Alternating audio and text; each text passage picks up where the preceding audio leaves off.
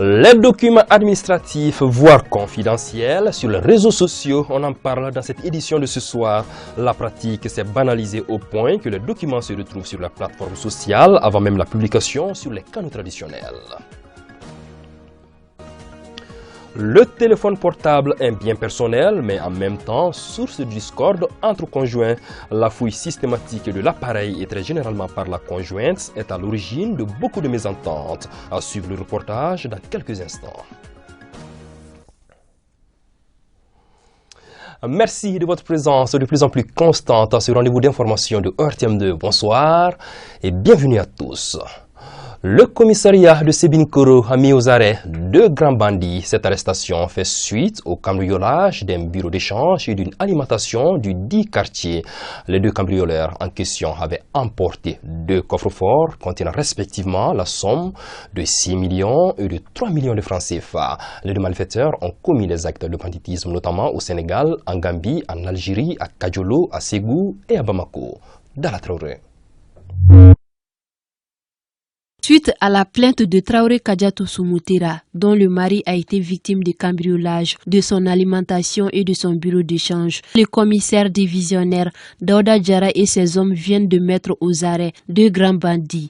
Il s'agit d'un Malien et d'un Sénégalais interpellés à Lafiabougou Koda. À l'issue de tout ce que nous avons reçu comme renseignement, nous nous sommes mis à la recherche des auteurs de ces cambriolages. Et c'est ainsi que dans la nuit du 10 au 11, vers 3 heures du matin, nous avons interpellé les 2 malfrats. Ils ont reconnu qu'effectivement, c'est eux les auteurs du cambriolage du magasin de M. Souleymane Traoré. Ils étaient en possession d'un montant de 113 000 francs. Et la perquisition effectuée au domicile à Lafiabougou nous a permis de retrouver 300 000 francs CFA et plusieurs autres objets mobilier. Très expérimentés, ces bandits ont plusieurs modes opératoires et arrivent à tromper la vigilance de la population. Ils se font passer pour des clients pendant longtemps au niveau des grands centres commerciaux. Et ce qui leur permet d'observer toutes les activités et de planifier leur forfait. Ils procèdent à briser les cadenas. Ces 2 malfrats ont commis d'autres actes de banditisme à travers le Mali et à l'extérieur. Selon des constats faits par le commissariat de Sébinikoro, la population de ce quartier collabore peu avec les forces de sécurité. Or, celles-ci ont besoin de renseignements pour protéger les citoyens et leurs biens. Par définition, le professionnalisme est un ensemble de comportements pour le bon fonctionnement de son activité de prédilection. Applicable à divers domaines, le professionnalisme est régi par quelques critères et le respect de ces derniers est un appel au sens de l'éthique et de la déontologie dans l'exercice d'une fonction. Je vous propose de suivre ce reportage signé Astanso.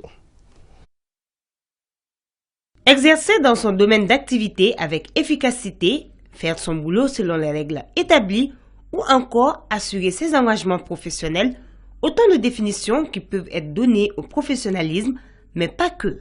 Il s'agit d'acquérir des connaissances nécessaires dans un domaine bien précis et de le pratiquer conformément aux enseignements requis dans la même profession. En ce sens, le professionnalisme peut être défini soit sous l'angle sociologique, soit sous l'angle juridique, soit sous l'angle purement économique. Cela dépendra du domaine dans lequel vous avez fait la spécialisation. C'est l'ensemble des valeurs et des comportements qui déterminent la compétence d'un individu. Surtout nous, journalistes, actuellement, on doit être très professionnels parce que le numérique nous impose d'être professionnels en créant la différence avec les amateurs qui sont aujourd'hui sur les réseaux sociaux. Le professionnalisme répond à certains critères qui ne sont pas égaux dans tous les domaines d'activité. La maîtrise de la profession, la connaissance suffisante de ce qu'on fait, la maîtrise de soi et le devoir de comportement par rapport à l'exercice de la profession. Notre profession charme beaucoup de gens qui ne sont pas journalistes, mais nous on les appelle les lanceurs d'alerte. Mais c'est à nous de montrer aux gens qu'un professionnel, c'est celui qui traite l'information et qui sait qu'une telle information n'est pas publiable. Mais celui qui n'est pas professionnel, tout ce qu'ils cherchent, c'est comment créer un buzz. C'est comment avoir 100 likes. Il y a des informations qui sont vérifiées. Si ces informations peuvent déstabiliser les pays, les professionnels mettent cette information à côté. Du médecin à l'administrateur, en passant par le militaire, tous ont un droit de réserve dans l'exercice de leurs fonctions. Dans tous les métiers, il y a ces devoirs de réserve. Pour les fonctionnaires, on parle de devoirs de réserve. Tout ne peut pas être dit et en tout temps et en tout lieu. Par rapport à la profession de médecin, c'est une profession particulière compte tenu de la vie privée et du caractère privé des soins et des maladies. Et donc, déontologiquement, certaines divulgations d'informations leur est formellement interdite. Cela est appelé secret médical. Par rapport à l'armée, il s'agit bien évidemment de ne pas du tout parler, sauf sous les ordres. Chez les juristes, il s'agit pour eux de travailler conformément au texte juridique. Pour être professionnel au moins, c'est d'abord avoir le sens du management. Il ne s'agit pas d'être compétent, contrairement à ce que beaucoup pensent. Je dois gérer les humeurs des gens. Je dois gérer les relationnels. C'est ça les professionnels. Et être un très bon manager, et tout n'est pas lié à la compétence. Alors que c'est une évidence aujourd'hui dans notre société. On voit que réellement, certains ne sont pas à la hauteur des souhaits. Mais comme on est dans un pays, souvent, on n'est pas nommé pour des postes de responsabilité par compétence ni par capacité, mais généralement c'est par camaraderie, etc. Le professionnalisme, bien que étant applicable à tous les domaines, fait également appel à l'éthique dans son applicabilité. Ainsi, le professionnalisme est un appel au sens de la déontologie et de l'éthique. Fin de la campagne de salubrité dénommée Hivernage, tour du mouvement Ambiko. Il s'agissait dans ce projet d'assainir Bamako et quelques villes du Mali. Pour ce faire, le mouvement avait offert des équipements d'assainissement aux jeunes des différents quartiers. L'objectif visait à faire de Bamako une ville coquette pendant la saison des pluies. Le tout s'est joué sous forme de compétition à laquelle la commune 2 du district a remporté le premier prix d'une valeur d'1 million de francs CFA. Aïssa Taba.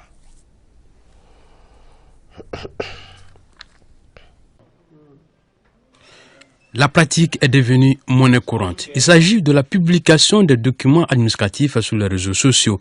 Entendez par document administratif tout document produit ou reçu dans le cadre des opérations administratives générales et des opérations spécifiques aux mandats et aux fonctions de toute organisation. De nos jours, il est difficile de surfer sur Internet sans tomber sur un document administratif. La pratique peut être positive comme négative. Quand on doit dispatcher les documents qui sont censés être officiels, ça quand même, et tous ceux qui sont sur les réseaux sociaux, tous ceux qui naviguent, tout bon citoyen d'ailleurs doivent partager ça. Mais par contre, quand le document est censé être confidentiel, je dirais non, il n'est pas bon que même ces documents se retrouvent sur la toile, à plus forte raison que ces documents soient relayés. Si ça vient c'est-à-dire d'un site étatique bien connu, bien formel, où les gens peuvent suivre quand même les activités, l'actualité administrative dessus, c'est une bonne chose. Mais c'est négatif quand même si aujourd'hui on a beaucoup d'informations, des fake news qui passent sur les réseaux sociaux, ça peut compromettre certaines situations et mettre en difficulté quand même les décideurs publics. Justement, c'est pour bannir cet aspect négatif que ces citoyens préconisent de prendre des mesures contre les personnes qui publient les documents administratifs sur Internet. C'est bien d'informer, mais il y a des publications qu'on voit sur les réseaux sociaux qui sont infondées. C'est après des jours, voire des mois, que l'administration concernée apporte un démenti. Nous demandons à l'administration de prendre des mesures contre les personnes qui publient les documents administratifs sur la toile. Vous savez, quand on travaille pour le service public, quand on est agent public, on est tenu à une certaine réserve et à la confidentialité de tous les documents qui arrivent à passer dans nos mains. Moi, je pense qu'à un moment donné, il faut sévir et la responsabilité aussi bien de ceux qui font fuiter volontairement ces documents et les supports numériques, télé, médias, journaux qui font l'apparition de ces documents doivent tout aussi être formellement reconnus et sanctionnés de la façon la plus sévère possible. Du point de vue juridique, la diffusion sur les réseaux sociaux de documents à caractère individuel et confidentiel est répréhensible par la loi, de même pour les faux documents administratifs. Tout décret, tout arrêté ministériel et d'une manière générale, tout acte normatif pour que les forces obligatoires doit être publié. Comme exemple concret, quand il y a une décision du ministre qui informe la population que tel jour est férié, de plus en plus c'est sur les réseaux sociaux qu'on prend connaissance de l'acte physique instrumentum qui est publié tel. Notre code pénal prévoit effectivement un certain nombre de diffusions ou de publications dans l'arsenal pénal qui réprime la criminalité, dès lors que ça porte atteinte à la sûreté de l'État. Il faut être extrêmement attentif à tous ceux qui circulent sur les réseaux sociaux. Il est une chose d'informer l'opinion nationale, mais il en est une autre de faire preuve de bon sens afin de ne pas partager certains documents administratifs pouvant entacher l'équilibre social de la nation. À l'instant, le reportage est signé Modibo Sidibé sur le document administratif, voire confidentiel, qui se retrouve sur les réseaux sociaux. La pratique s'est banalisée au point que le document se retrouve sur les plateformes sociales avant même la publication sur les canaux traditionnels. C'était là un reportage signé Modibo Sidibé. Autrefois, il servait seulement à communiquer, mais il a fini par le temps de servir comme moyen de travail avec des multiples fonctionnalités. Le téléphone, c'est de lui qu'il s'agit, est devenu par la force des choses un bien personnel, mais en même temps source de discorde entre conjoints. Aruna Dambélé s'est intéressé au sujet. Voici son reportage. Le téléphone, moyen de communication, est aujourd'hui incontournable dans la vie humaine. Son utilisation par les uns et les autres cause d'énormes problèmes dans la société, notamment dans les couples. Mariés pour le meilleur et pour le pire, certains couples partagent tout, sauf le téléphone. C'est un outil irremplaçable aujourd'hui, un outil très important qui complète les autres outils de travail, de communication, de recherche dont nous disposons. Mais à chaque fonctionnalité du téléphone correspond un type d'interlocuteur bien déterminé. Avec un collègue, on ne s'appelle pas à 23h à 0h, à 1h du matin. Le collègue, c'est pour travailler. Animé par le désir de garder coûte que coûte son conjoint, certains s'adonnent au contrôle du téléphone de leur partenaire. Derrière cette pratique se cache un facteur psychologique. Donc dans les foyers, entre un homme et une femme, je pense que c'est la confiance d'abord qui doit primer. Donc moi personnellement, je ne fouille pas dans les téléphones de ma femme, puisque j'ai décidé de la faire confiance et tout ce qu'elle fait, bon moi je trouve que ça n'engage qu'elle. Et dans ma tête, elle ne le fait pas parce que j'ai confiance en elle. Vous pouvez être en relation avec quelqu'un, peut-être c'est des relations de travail. Maintenant, votre partenaire peut voir des messages peut-être un peu gauche. Mais de la manière dont votre partenaire va interpréter, peut-être le message n'a pas été envoyé dans ce sens. Autant ce n'est pas normal qu'on fouille dans les téléphones, que le conjoint ou la conjointe fouille réciproquement les téléphones de l'autre, autant le conjoint et la conjointe doivent convenir fondamentalement, essentiellement, que les valeurs de couple sont plus importantes que les valeurs personnelles et que les valeurs sociétales sont plus importantes que les valeurs de couple. De cette façon-là, on ne trichera pas, il n'y aura pas de problème. Sur le plan psychologique, il peut y avoir une bonne estime de soi quand on l'a, n'est-ce pas? Cela peut vous permettre de transcender ces difficultés-là ou ces vues-là. Mais quand vous avez une faible estime, vous estimez être à un niveau où vous n'êtes pas, vous voulez tout faire pour que vous soyez à ce niveau-là. Donc c'est souvent des problèmes qui sont là et il y a aussi des problèmes liés aussi à l'environnement occidental, etc.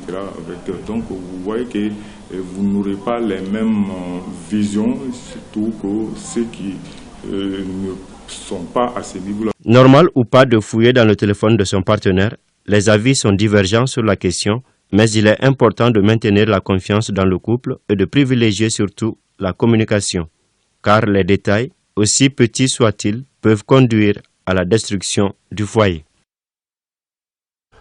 La première édition de la Coupe de l'association Cojedu Convergence des jeunes pour un épanouissement durable a pris fin ce dimanche à Bamako. À l'issue de cette compétition qui a vu participer 16 équipes, le FC Nani de Amdalaï s'est emparé du trophée devant le FC Calcio de Bougoudani de Lafiabougou. Une finale suivie par notre reporter Samba Sanogo.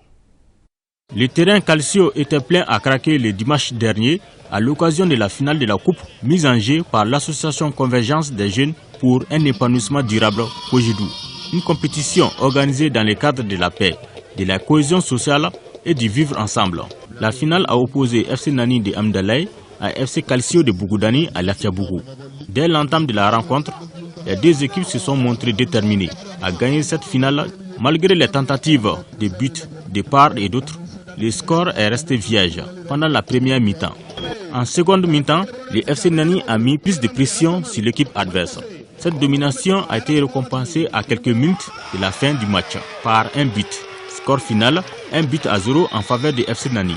Les parrains de l'événement ont salué les initiateurs pour l'organisation de cette première édition. C'est ici que j'ai été élevé et c'est ici que j'ai grandi aussi. Donc quand les jeunes qui sont au sein de Cojedu à ce niveau, depuis le départ de la création de cette association, je pense que j'ai été toujours consulté par les mêmes jeunes. Et si on m'invite à une telle première édition, je pense que je dois être là. Je dis juste un bon vent.